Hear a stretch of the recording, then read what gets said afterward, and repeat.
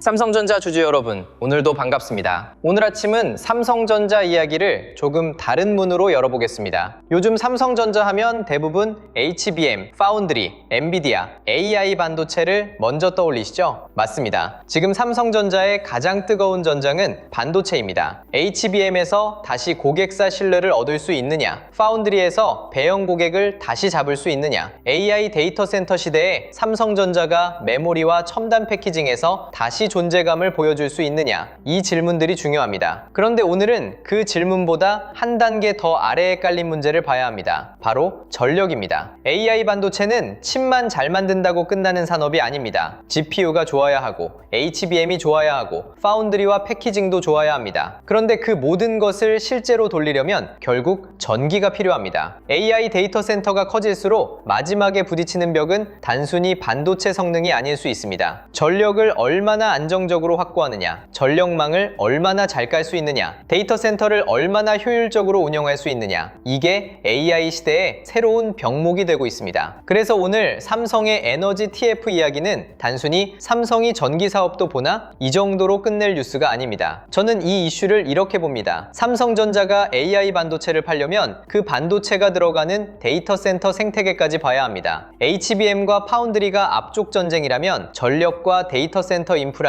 뒤쪽 전쟁입니다. 그리고 삼성은 지금 그 뒤쪽 전쟁까지 보려는 움직임을 보이고 있습니다. 이번에 나온 이야기를 보면 삼성이 에너지 TF를 구성했다는 보도가 나왔습니다. 여기에 삼성전자뿐 아니라 삼성 SDS, 삼성 SDI, 삼성물산, 삼성 E&A, 삼성중공업 같은 관계사들이 함께 거론됐습니다. 이 구성이 중요합니다. 왜냐하면 이건 단순히 삼성전자 혼자서 전기요금 좀 아껴보자 이런 수준의 이야기가 아니기 때문입니다. 삼성전자에는 반도체와 데이터 센터 수요가 있고 삼성 SDS에는 클라우드와 IT 인프라 역량이 있고 삼성 SDI에는 배터리와 에너지 저장 장치 쪽 연결성이 있고 삼성물산과 삼성 E&A에는 대형 프로젝트와 플랜트, 건설 경험이 있고 삼성중공업은 해양과 대형 인프라 프로젝트 경험이 있습니다. 이렇게 보면 그림이 달라집니다. 이건 한 회사의 비용 절감 아이디어가 아니라 그룹 차원에서 에너지와 AI 인프라를 하나의 큰 시장으로 보려는 움직임에 가깝습니다. AI 반도체가 커질수록 데이터 센터가 커지고 데이터 센터가 커질수록 전력 수요가 커지고 전력 수요가 커질수록 전력망, 발전, 저장, 냉각, 운영까지 같이 중요해집니다. 그러니까 삼성의 에너지 TF는 반도체와 전력을 따로 보는 게 아니라 AI 시대의 인프라 전체를 보려는 신호로 읽을 수 있습니다. 많은 분들이 AI 반도체를 이야기할 때 칩 이름만 봅니다. 엔비디아 GPU가 뭐냐, HBM이 몇 세대냐, 대역폭이 얼마나 나오냐, 파운드리 공정이 몇 나노냐, 물론 중요합니다. 그런데 AI 데이터 센터를 실제로 운영하는 입장에서는 질문이 훨씬 현실적입니다. 이 서버를 어디에 지을 것인가, 전기는 충분히 들어오는가, 냉각은 어떻게 할 것인가, 전력망은 버틸 수 있는가, 전기요금은 감당 가능한가, 정전이나 전력 부족 리스크는 없는가, 이 질문들이 더 중요해질 수 있습니다. 아무리 좋은 GPU와 HBM을 가져다 놔도 전력이 부족하면 서버는 못 돌립니다. 아무리 데이터 센터를 크게 지어도 냉각을 못 잡으면 안정적으로 운영하기 어렵습니다. 결국 AI 시대의 경쟁은 반도체 성능만의 경쟁이 아니라 반도체를 돌리는 기반의 경쟁입니다. 여기서 전력이 핵심으로 올라오는 겁니다. 삼성이 에너지 TF를 만들었다는 건 바로 이 흐름을 보고 있다는 뜻입니다. AI 반도체 시대에 칩을 만드는 회사만 돈을 버는 게 아니라 그 칩이 돌아가는 전력 인프라를 잡는 회사도 중요해질 수 있습니다. 삼성전자 주주 입장에서 이 이슈가 왜 중요할까요? 삼성전자가 전력 회사가 되려 한다는 뜻이라서 중요한 게 아닙니다. 삼성전자의 반도체 사업이 앞으로 전력 문제와 더 깊게 연결될 수 있기 때문에 중요한 겁니다. HBM이 잘 팔리려면 AI 데이터 센터 투자가 계속 커져야 합니다. AI 데이터 센터 투자가 커지려면 전력 공급이 가능해야 합니다. 전력 공급이 막히면 데이터 센터 증설 속도도 느려질 수 있습니다. 데이터 센터 증설 속도가 느려지면 AI 서버 수요와 HBM 수요에도 영향을 줄 수 있습니다. 결국 전력은 삼성전자 반도체 수요의 바닥에 깔린 조건입니다. 이걸 쉽게 말하면 이렇습니다. 좋은 차를 아무리 많이 만들어도 도로와 주유소가 부족하면 그 차가 마음껏 달리기 어렵습니다. AI 반도체도 마찬가지입니다. 좋은 칩을 아무리 많이 만들어도 그 칩을 꽂을 데이터 센터와 전력이 부족하면 성장 속도가 막힐 수 있습니다. 그래서 AI 반도체 다음 승부는 전력이라는 말이 나오는 겁니다. 이건 과장이 아닙니다. AI 데이터 센터가 커지는 속도를 보면 전력은 이제 선택이 아니라 필수 조건입니다. 여기서 삼성전자의 위치를 다시 봐야 합니다. 삼성전자는 메모리 회사입니다. 동시에 파운드리 회사입니다. 스마트폰과 가전도 가지고 있고 AI 제품도 만들고 있습니다. 그런데 이제 AI 인프라 쪽으로 보면 삼성그룹 전체가 가진 조합도 눈에 들어옵니다. 반도체를 만드는 삼성전자, IT 인프라를 다루는 삼성 SDS, 배터리와 에너지 저장 장치로 연결될 수 있는 삼성 SDI, 대형 건설과 플랜트 경험을 가진 삼성물산과 삼성 E&A, 해양 인프라 경험을 가진 삼성중공업. 이렇게 보면 삼성은 AI 반도체만 보는 게 아니라 AI 인프라 전체 패키지를 볼 수 있는 구조를 일부 갖고 있습니다. 물론 이걸 가지고 삼성이 당장 글로벌 에너지 시장을 장악한다, 이렇게 말하면 안 됩니다. 그건 너무 앞서가는 해석입니다. 하지만 삼성 입장에서 AI 데이터 센터와 전력 인프라가 커지는 시장을 그냥 남의 일처럼 볼 이유는 없습니다. 반도체를 팔고 데이터 센터와 연결되고 클라우드와 IT 운영이 붙고 전력과 배터리, 건설 인프라까지 붙으면 그건 그룹 차원의 새로운 사업 기회가 될 수 있습니다. 이번 에너지 TF는 그 가능성을 검토하는 출발점으로 볼 수 있습니다. 여기서 중요한 건 삼성전자가 AI 시대를 너무 좁게 보지 않는다는 점입니다. AI 시대를 좁게 보면 HBM 많이 팔면 된다로 끝납니다. 그런데 AI 시대를 넓게 보면 질문이 달라집니다. HBM을 누가 만들 것인가? 그 HBM이 들어가는 GPU와 AI 가속기는 누가 만들 것인가? 그 칩은 어느 파운드리에서 생산될 것인가? 그 칩을 묶는 패키징은 누가 할 것인가? 그 서버는 어느 데이터 센터에 들어갈 것인가? 그 데이터 센터 전력은 어디서 올 것인가? 그 전력망은 누가 깔 것인가? 그 에너지를 어떻게 저장하고 관리할 것인가? 여기까지 연결됩니다. 삼성의 에너지 TF 이야기는 이 질문의 B쪽을 건드리는 뉴스입니다. 그래서 신선합니다. 그동안 우리는 삼성전자를 보면서 HBM, 파운드리, 엔비디아 공급망 이야기를 많이 했습니다. 이제는 한 걸음 더 나아가 그 AI 반도체가 실제로 돌아가는 공간, 즉 데이터 센터와 전력 인프라를 같이 봐야 합니다. 이 관점이 오늘 대본의 핵심입니다. 전력 이야기가 왜 이렇게 중요해졌는지 조금 더 쉽게 풀어보겠습니다. 예전의 데이터 센터도 전기를 많이 썼습니다. 하지만 AI 데이터 센터는 차원이 다릅니다. 일반 서버보다 훨씬 강력한 GPU가 들어가고 그 옆에는 HBM이 붙고 서버렉 하나하나가 엄청난 열과 전력을 감당해야 합니다. AI 모델은 점점 커지고 있습니다. 학습도 많이 하지만 앞으로는 추론 수요도 계속 늘어납니다. 우리가 AI에게 질문하고 이미지를 만들고 영상을 만들고 코드를 만들고 기업들이 AI를 업무에 넣을수록 서버는 계속 돌아가야 합니다. 그러면 전기가 필요합니다. 그리고 열도 생깁니다. 전력과 냉각은 AI 데이터 센터의 숨통 같은 겁니다. 숨통이 막히면 아무리 좋은 두뇌를 가지고 있어도 오래 버티기 어렵습니다. 그래서 AI 인프라를 보는 투자자들은 이제 반도체만 보지 않습니다. 전력, 원전, 전력망, ESS, 냉각, 데이터 센터 부지까지 같이 봅니다. 삼성의 에너지 TF는 바로 이 투자 포인트와 맞닿아 있습니다. 물론 삼성전자 주가를 볼 때 이 이슈 하나로 바로 급등을 말하면 안 됩니다. 에너지 TF는 아직 검토와 전략의 영역입니다. 당장 삼성전자 실적에 숫자로 꽂히는 재료는 아닐 수 있습니다. 삼성전자 주가에 더 직접적인 건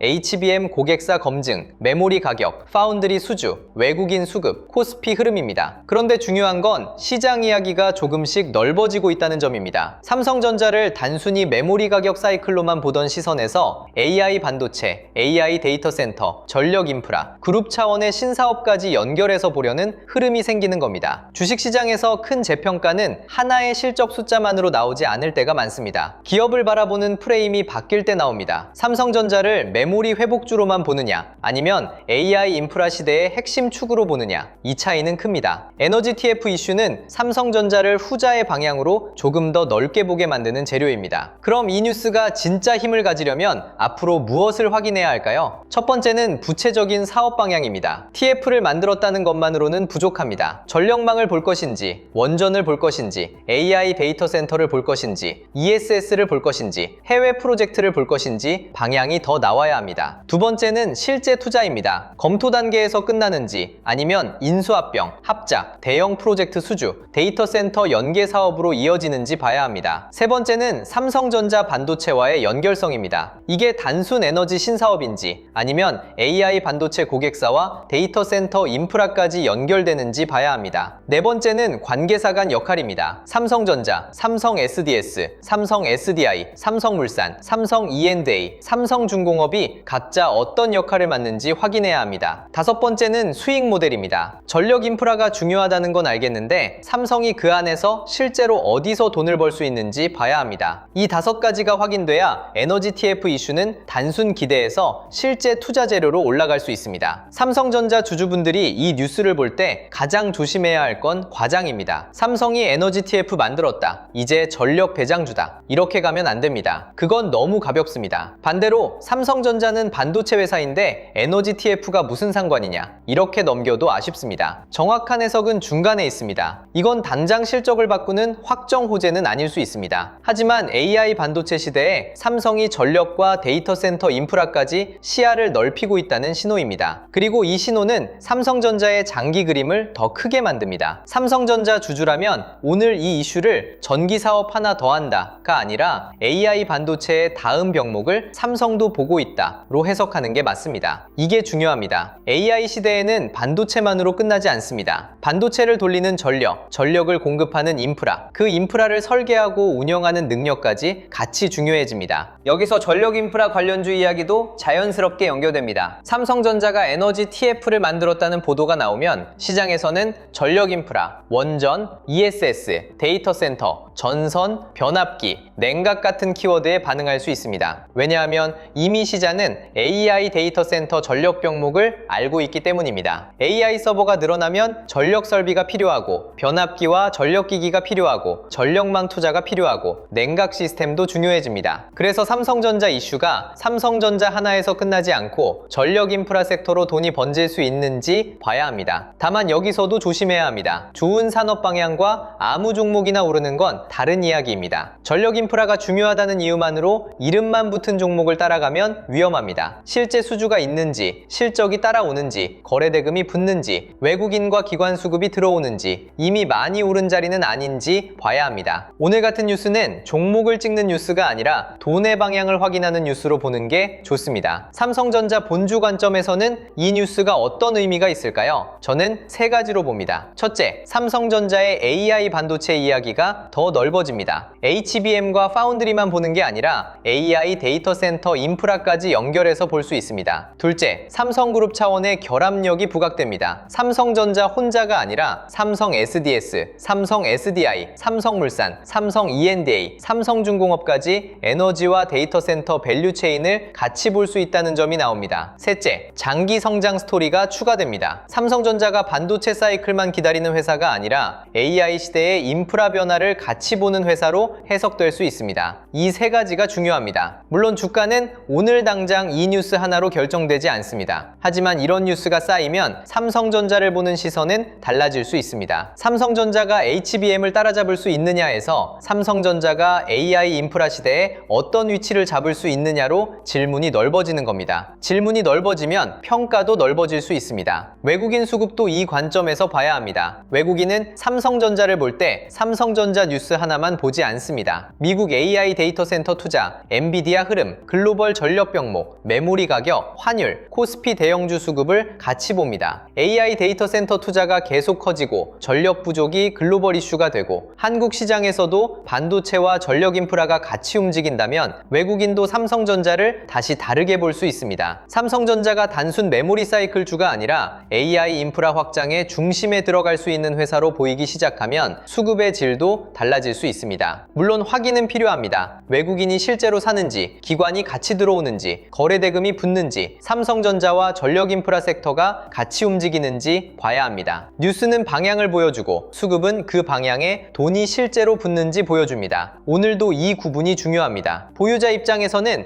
이번 이슈를 너무 단기적으로만 볼 필요가 없습니다. 삼성전자는 지금 여러 전선에서 싸우고 있습니다. HBM에서는 고객사 신뢰를 회복해야 하고, 파운드리에서는 대형 고객을 확보해야 하고, 메모리에서는 서버 수요와 가격 회복을 실적으로 연결해야 하고, AI 제품에서는 갤럭시와 가전, 온디바이스 디바이스 AI를 확장해야 합니다. 여기에 전력과 AI 데이터 센터 인프라라는 새로운 축이 더해지는 겁니다. 이건 삼성전자가 할 일이 많아졌다는 뜻이기도 하고 동시에 미래 선택지가 넓어진다는 뜻이기도 합니다. 큰 회사의 장점은 한 가지 길만 보는 게 아니라 여러 길을 동시에 볼 수 있다는 점입니다. 물론 모든 길이 성공하는 건 아닙니다. 하지만 AI 시대처럼 변화가 빠른 시장에서는 여러 선택지를 갖고 있는 회사가 유리할 수 있습니다. 삼성전자는 반도체를 가지고 있고 그룹 안에는 데이터 센터, 배터리, 건설, 플랜트, 인프라 역량이 있습니다. 이 조합을 어떻게 연결하느냐가 앞으로 중요해질 수 있습니다. 심규로 보는 분들도 기준이 필요합니다. 삼성 에너지 TF 뉴스가 나왔다고 해서 바로 아무 자리에서나 삼성전자를 따라갈 필요는 없습니다. 이 뉴스는 단기 급등 재료라기보다 장기 방향성 재료에 가깝습니다. 그래서 신규로 보는 분들은 오늘 주가가 어떻게 반응하는지 보다 이후에 어떤 후속 뉴스가 나오는지 봐야 합니다. 구체적인 프로젝트가 나오는지, AI 데이터 센터와 연결되는지, 전력망이나 원전, ESS 쪽에서 실제 사업이 나오는지, 삼성전자 반도체 사업과 어떤 접점이 생기는지 봐야 합니다. 그리고 시장 수급도 확인해야 합니다. 삼성전자 본주가 강한지, 반도체 대형주가 같이 가는지, 전력 인프라 관련주에 거래 대금이 붙는지, 외국인과 기관이 이 흐름을 실제로 사는지 봐야 합니다. 기대는 빠르게 움직입니다. 하지만 진짜 투자는 확인 위에서 해야 합니다. 오늘 뉴스는 흥분할 뉴스라기보다 시야를 넓혀야 하는 뉴스입니다. 오늘 이야기를 한 문장으로 말하면 이렇습니다. AI 반도체의 다음 승부는 칩 성능에서 끝나지 않습니다. 그 칩을 돌릴 전력, 그 전력을 공급할 인프라, 그 인프라 위에 세워지는 데이터 센터까지 같이 봐야 합니다. 삼성이 에너지 TF를 구성했다는 건 AI 반도체 시대의 병목이 전력으로 옮겨가고 있다는 흐름을 삼성도 보고 있다는 신호입니다. 삼성전자 주주라면 이 뉴스를 단순 에너지 사업 뉴스로 넘기기보다 삼성전자의 AI 반도체 전략이 데이터 센터와 전력 인프라까지 넓어지고 있는지 확인하는 재료로 봐야 합니다. 물론 아직은 확인할 게 많습니다. 구체적인 사업 방향, 투자 규모, 관계사 역할, 수익 모델, 삼성전자 반도체와의 연결성이 나와야 합니다. 하지만 방향은 분명합니다. AI 시대의 경쟁은 더 좋은 칩을 만드는 회사에서 끝나지 않습니다. 그 칩이 돌아갈 기반까지 잡는 회사가 다음 시장에서 더 큰 이야기를 만들 수 있습니다. 그리고 이런 흐름에서는 자료도 단순히 종목 하나를 찍어주는 방식이면 부족합니다. 삼성전자의 에너지, TF 이슈가 삼성전자 하나에서 끝나는지 아니면 AI 반도체와 전력 인프라 전체로 돈이 번지는지 같이 봐야 합니다. 삼성전자 HBM과 AI 반도체 기대가 SK 하이닉스 같은 반도체 대형주로 같이 이어지는지, 한미 반도체나 HPSP 같은 장비주로 번지는지, 리노공업, ISC 같은 후공정 쪽으로 움직이는지, HD 현대 일렉트릭이나 LS 일렉트릭 같은 전력 인프라 쪽으로도 관심이 번지는지 봐야 합니다. 그래서 이번에 함께 정리한 자료도 단순히 삼성전자가 오른다, 내린다를 보는 자료가 아닙니다. 삼성전자 이후, 그리고 AI 반도체 시대 이후 돈의 길목을 보는 자료예요. 이번에 함께 정리한 자료 제목은 코스피